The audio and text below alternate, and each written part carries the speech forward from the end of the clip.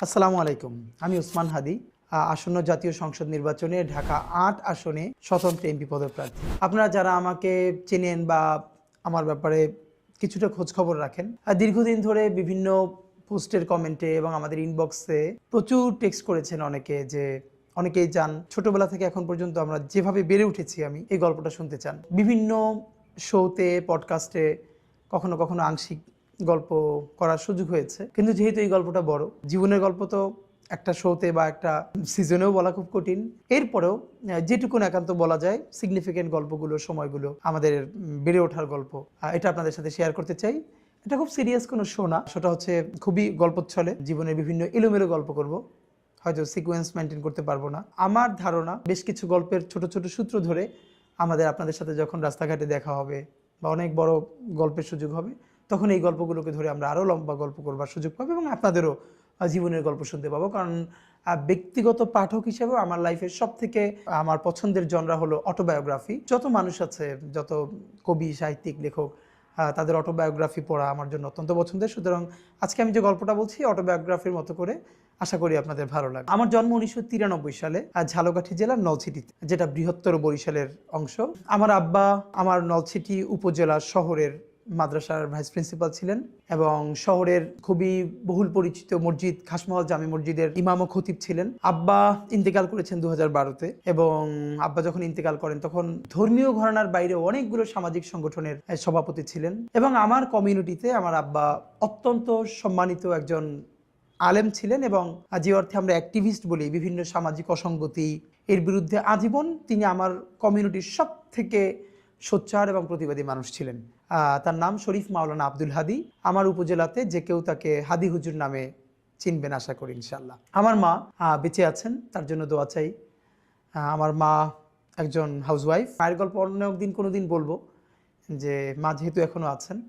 আব্বার গল্প বেশি বলি এই জন্য বিভিন্ন জায়গায়, যে আব্বা নাই তো, যে যখন থাকে না তার অনুপস্থিতি বেশি টের পাওয়া যায়। এই জন্য হয়তো দেখবেন আমি কখনো সুযোগ পেলে আব্বার গল্প এই জন্য বলি যে এছাড়া আমার ব্যক্তিগত জীবনে আব্বার ইম্প্যাক্ট ভীষণ ভীষণ প্রভাব আমার জীবনে, আমাদের ভাই বোনদের জীবনে।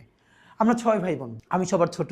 আমার সবার বড় বোন, তার হাজব্যান্ড তিনি একটি মাদ্রাসার প্রিন্সিপাল নলছিটিতেই। তারপরে আমার বড় ভাই ডক্টর মাওলানা আবু বকর সিদ্দিক। আমি ইচ্ছে করি আজকে খুব একদম খুঁটিয়ে খুঁটিয়ে বলছি, যাতে করে আপনারা আর কোনো মানে না থাকে যে এই ব্যাপারটা জানতে পারলে ভালো হতো। ডক্টর মাওলানা আবু বকর সিদ্দিক উনি বরিশাল শহরে বাঘিয়া আলামিন কামিল মাদ্রাসার প্রিন্সিপাল এবং বাংলাদেশের অত্যন্ত কয়েকটা খুব দৃষ্টিনন্দন এবং গুরুত্বপূর্ণ মসজিদের একটি হচ্ছে বাইতুল আমান জামে মসজিদ বরিশালে, যেটা সারা বাংলাদেশ থেকে মানুষ ওখানে নামাজ পড়তে যান অনেকেই, তো সেটারও খতিব।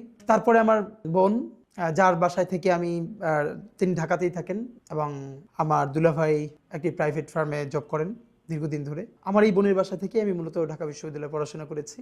তারপরে আমার আরেকজন বোন, তিনি শিক্ষক, নলছিটিতেই থাকেন। তারপরে আমার আরেক ভাই, তিনি হচ্ছেন ইন্টারন্যাশনাল মেডিকেল ট্যুরিজম করেন, ঢাকাতেই থাকেন। এবং সর্বশেষে আমি। গল্পচ্ছলে এই জন্য বলা যে আলহামদুলিল্লাহ আমার পরিবারের যদি এক কথায় বলি, আমার পরিবারের মানে আমরা 6 ভাই বোন, আমার আব্বা আম্মা, এর বাইরে আমার নানার কথা যদি বলি, তিনি পুরো বরিশালের একজন বিখ্যাত আলেমী দ্বীন ছিলেন। দেওবন্দ থেকে উনি পড়াশোনা শেষ করে বরিশালের একটি বড় মাদ্রাসার মুহাদ্দিস ছিলেন। দক্ষিণবঙ্গে ওনার হাজার হাজার স্টুডেন্ট আছে এবং উনি খুবই সম্ভ্রান্ত একজন আলেম ছিলেন বরিশাল শহরের। আমার নানার দিকের মানে মায়ের দিকের যত আত্মীয় স্বজন, আমার বাবার দিকের, আমার দাদা বাড়ির যত আত্মীয় স্বজন, মানে আমাদের পরিবারটা পুরো একটা শিক্ষক পরিবার। এই জন্য বলা যে আমার মানে আমরা 6 ভাই বোন, আমার আব্বা, তারপরে আমার দুলা ভাইয়েরা, এরা তো ম্যাক্সিমামই টিচারের বাইরেও আমার চাচা, ফুপা, এদের প্রায় সবাই শিক্ষক। আবার আমার নানা বাড়িরও আমার খালুরা, আমার মামারা, এরাও প্রায় সবাই শিক্ষক। সেই হিসেবে একদম মানে আমাদের পুরো জার্নিটাই একটা শিক্ষক পরিবারের সাথে, শিক্ষক পরিবারে বেড়ে ওঠা। পড়াশোনার ক্ষেত্রে একটু যেটা বলা যে আমি জীবনে যদি খুব ব্লেসড, আল্লাহ তালার ভীষণ রহমত প্রাপ্ত একজন আমি মনে করি। এই জন্য কারণ আল্লাহ অনেককেই ভালো পরিবার দেয়, ভালো শিক্ষা প্রতিষ্ঠান হয় না। আবার ভালো পরিবার এবং শিক্ষা প্রতিষ্ঠান হয়, অনেকের জীবনে খুব ভালো বন্ধু হয় না। আমি সম্ভবত আল্লাহর সেই সব রহমতপ্রাপ্ত বান্দাদের একজন, যার প্যারালালি আমি জীবনের শ্রেষ্ঠ 3টা জিনিস পেয়েছি। প্রথমত আমার পরিবার। এই জন্য বলা যে মানে শুধু পরিবার না, যে আমার আজকের যে গ্রুমিং, আজকের যে বেড়ে ওঠা, এর বুনিয়াদটা পরিবারে। শুধু পরিবারে না, চর্চাটা ভীষণভাবে। এরপরে আমার শিক্ষা প্রতিষ্ঠান, যেটা নিয়ে একটু পরে লম্বা গল্প করব। এর সাথে আমি যাদের কথা আজকে বলতে চাই, আমার বন্ধুরা। সেই ছোটবেলা থেকে আজ পর্যন্ত আমি এত ভালো বন্ধু জীবনে পেয়েছি, যারা এখন অনেকেই সারা বাংলাদেশের অনেকে ইউনিভার্সিটির টিচার, ডাক্তার, ইঞ্জিনিয়ার, বিভিন্ন জায়গায় অনেকে চাকরি বাকরি করছেন, যে যার জায়গায় খুব বেশি দেশের জন্য কন্ট্রিবিউট করছেন। তো আমার বন্ধুরা, এবং ছোটবেলা থেকে আজ পর্যন্ত যারা আমাকে ভীষণ ভীষণ ভীষণ ভালোবাসে, সাপোর্ট করে।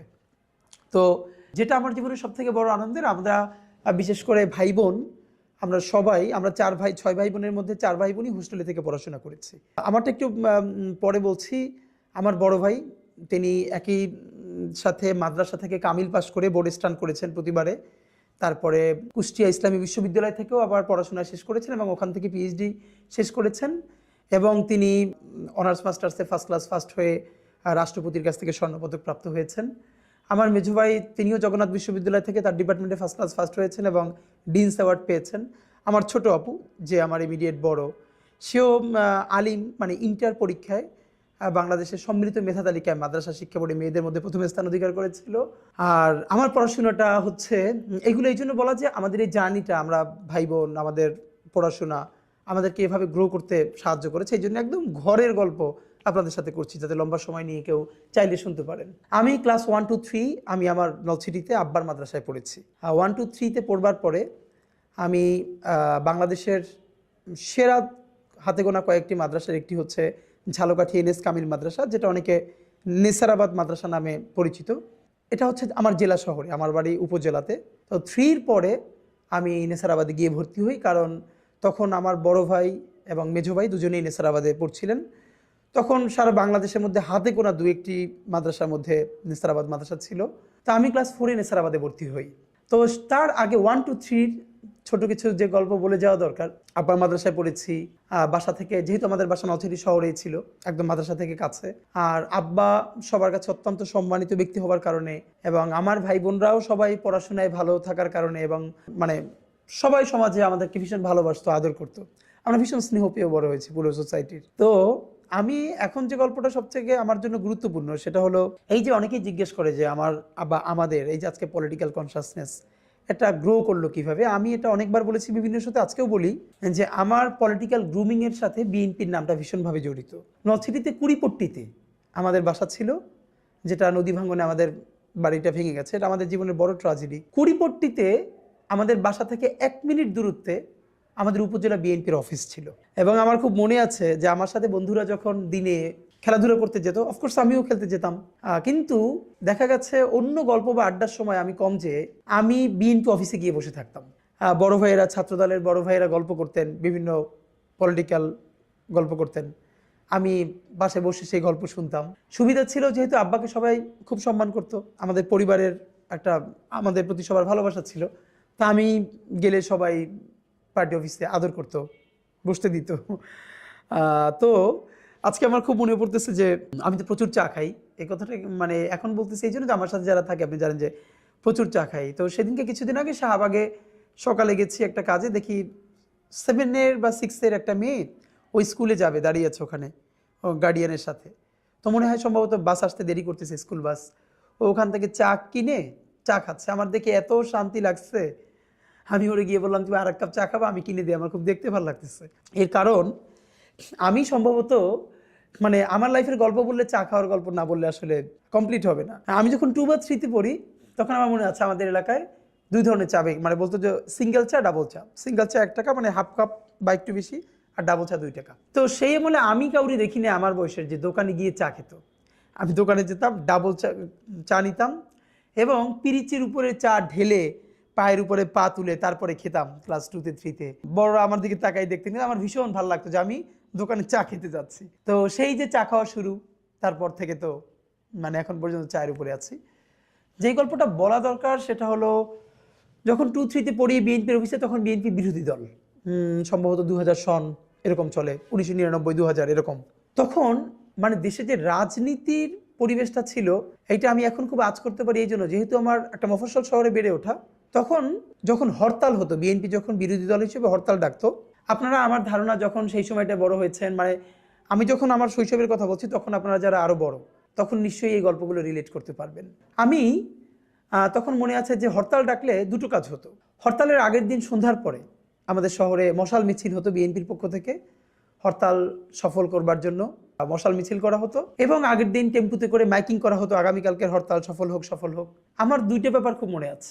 একটা হলো আগের দিন যখন মাইকিং করা হতো টেম্পুতে আগামীকালকের হরতাল সফল হোক সফল হোক, আমিও বড় ভাইদের সাথে টেম্পুতে উঠে যেতাম এবং আমি তাদের সাথে পাশে বসে মাঝে মধ্যে এরকম বলতাম।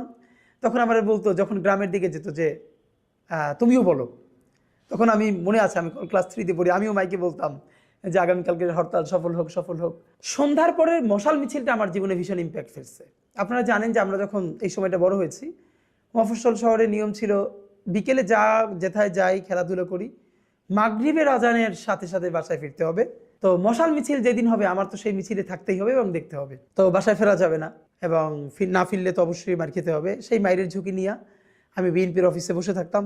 সন্ধ্যার পরে মশাল মিছিল শুরু হতো, সেই মশাল মিছিল করতাম। আবার লুকাই লুকাই করতে হতো, কারণ এর মধ্যে আব্বা বা বাসার অন্যরা দেখে ফেললে তো ধরে ফেলবে। তো মশাল মিছিল শেষে সবাই যখন বাসায় ফিরতো, আমি ফিরতাম না। এর কারণ হলো নলছিটির চৌমাথা আছে, যেখানে মিছিলটা শেষ হয়ে সংক্ষিপ্ত একটা বক্তৃতা হতো, সেখানে খুব কম লোক থাকতো, 20-30 জন। ওইখানে আবার কয়েকজন সংক্ষিপ্ত বক্তৃতা করে প্রোগ্রামটা শেষ করতেন। আমার ভীষণ মনে আছে একজনের কথা, আমি অনেকবার বলেছি, তখনকার নলছিটি ছাত্র দলের সভাপতি তৌহিদ আলম মান্না ভাই।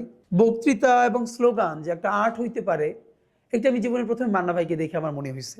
তখন আমি মনে হয় 2-3-তে পড়ি। মান্না ভাই যখন মিছিলে স্লোগান দিত, আমার মনে আছে আমি বাসায় এসে ওই স্লোগান প্র্যাকটিস করতাম। বিশেষ করে সন্ধ্যার পরে মশাল মিছিলে পরে মান্না ভাই চৌমাথায় যখন তিনি বক্তৃতা করবেন, এইটা শোনার জন্য আমি দাঁড়াই থাকতাম। এবং এখন আমি কানেক্ট করতে পারি যে এই যে বক্তৃতা আমার কাছে ভালো লাগে, সেইটা আমার তখন থেকে বোঝা শুরু। কারণ আমার বয়সে তখন আমি কাউকে দেখি নাই বক্তৃতা শোনার জন্য দাঁড়াই আছে। মান্না ভাই যে বক্তৃতা করতেন, এরপরে রাত্রিরে বাসায় ফিরতাম। আমরা ফ্লাস্ক, আপনারা জানেন ফ্লাস্ক ভেঙে গেলে ফ্লাস্কের উপরে যে মানে কি বলবো যে খোসাটা আছে, এইটা মুখের দ্বারে ধরে কথা বললে অনেক শব্দ হয় মাইকের মতো কাছাকাছি। আমার মনে আছে যে আমি বাসায় ফিরে সেই মিছিল, স্লোগান, বক্তৃতা এগুলো প্র্যাকটিস করতাম। পরের দিন যখন হরতালে পিকেটিং শুরু হতো, আমাদের বাসার সামনে যে শুরু হতো, যেহেতু বিএনপি অফিসের সামনে, তারা হাঁটতো রাস্তায়, তো আমিও তাদের সাথে বের হতাম। তো এই গল্পটা আপনাদের এই জন্য বলা যে এই যে মিছিল, মিটিং, স্লোগান, মশাল মিছিল আমার বাসার পাশে বিএনপি অফিস হওয়ার ফলে আমাকে ভীষণ আন্দোলিত করেছিল। এবং এমনভাবে আন্দোলিত করেছিল, আমি যখন সম্ভবত ক্লাস 4 বা 5-এ পড়ি, তখন 2001-এর জাতীয় নির্বাচন, যে নির্বাচনের মধ্য দিয়ে বিএনপি 4 দলীয় জোট ক্ষমতায় আসে। তখন আমি সব থেকে ক্ষুদে অ্যাক্টিভিস্ট। এলাকায় বন্ধু বান্ধবদেরকে নিয়ে প্রচুর ধানের শীষের মিছিল দেই। আমাদের ওখানে তখন বিএনপির পক্ষ থেকে নির্বাচন করলেন ইসরাত সুলতানা ইলেন ভুট্টো। উনি বিএনপির প্রার্থী হলেন, ভুট্টো সাহেবের স্ত্রী। এবং উনি যখন নলছিটিতে এরকম একটা সভা করলেন, তো যেহেতু আমার এলাকার সবাই জানে যে আমি এইরকম মিছিল দেই, বক্তৃতা করি, তো আমি সেই সমাবেশে গেছি। কে যেন বলে উঠলো যে হাদি হুজুরের ছেলে, ওরে স্টেজে উঠাই দাও, ও বলবে। এবং সবাই আমার ধরে উঠাই দিল। ছোটবেলা থেকে আমার মধ্যে ভয় জিনিসটা ছিল না, এবং আমি বিএনপির ধানের শীষের জন্য একটা বড় বক্তৃতা করে ফেললাম। দুটো ব্যাপার ছিল, হাদি হুজুরের ছেলে, এই জন্য সবাই তো এমনিতেই ভালোবাসতো। তো আমার মনে আছে যে ইলেন ভুট্টো খুশি হয়ে আমাকে, টাকার পরিমাণ মনে নাই, কিন্তু একটা ভালো অঙ্কের টাকা গিফট দিচ্ছিলেন স্টেজে বসে, এবং সেইটা নিয়ে বন্ধু বান্ধবদেরকে নিয়ে আবার মিছিল করে করে বাসায় ফিরে আসছি। তো এই মিছিল, মিটিংটা, স্লোগান ছোটবেলা থেকে আমাদের জানিয়েছে। আমার উপজেলায় যারা আমাকে চেনে তারা সবই এই গল্পগুলো জানে, আমাকে রিলেট করতে পারবেন নিশ্চয়ই। এরপর আমি তো নেসারাবাদে ভর্তি হয়ে গেলাম, তখন সম্ভবত 2000 বা 2001 সাল, ক্লাস যখন 4-এ পড়ি। আমি নেসারাবাদে ভর্তি হওয়াটা আমার জীবনের সব থেকে এরপরে টার্নিং পয়েন্ট। সেই গল্পটা আপনাদের সাথে করতে হবে অনেক কারণে। বাংলাদেশ মাদ্রাসা শিক্ষা ব্যবস্থা, মাদ্রাসা সম্বন্ধে আমাদের ধারণা এবং আমার যে কালচারাল লড়াইয়ের সূচনা, এই গল্পটা শুনলে আপনারা নিশ্চয়ই কিছু একটা রিলেট করতে পারবেন। আমি আপনাদেরকে নেসারাবাদের গল্প বলবো, যখন আমি ক্লাস 4-এ ভর্তি হলাম।